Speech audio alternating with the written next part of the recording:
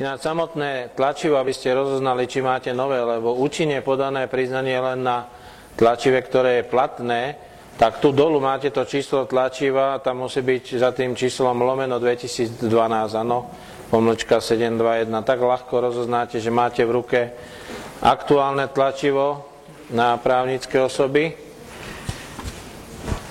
Zmena je vlastne na strane 3 až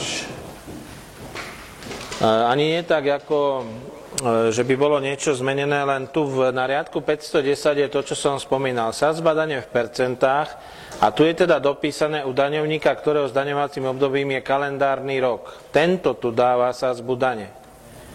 Hej, pretože tí, čo máte hospodársky rok, vlastne v poučení sa dočítate, že tento riadok 510 vôbec nebudete vyplňať.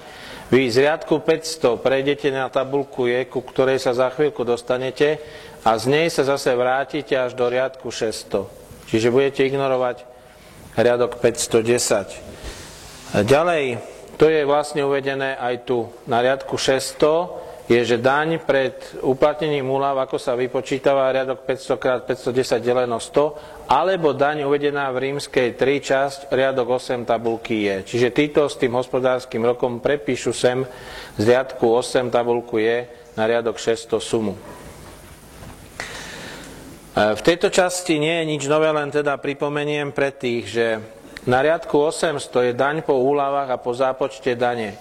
Ak by ste tak dobre vyplňovali to priznanie, že na riadku 800 máte sumu, ktorá nepresiahne 16,60 eur, tak tým pádom zákon hovorí v paragrafe 40, že daň sa nevyrúbi a neplatí, keď nepresiahne 16,60. To znamená, na riadku 800 by ste uviedli tú sumu, čo vám vyšla, napríklad 15,50 alebo niečo, a na riadok 850, kde sa za normálnych okolností opisuje suma z riadku 800, by ste dali nulu.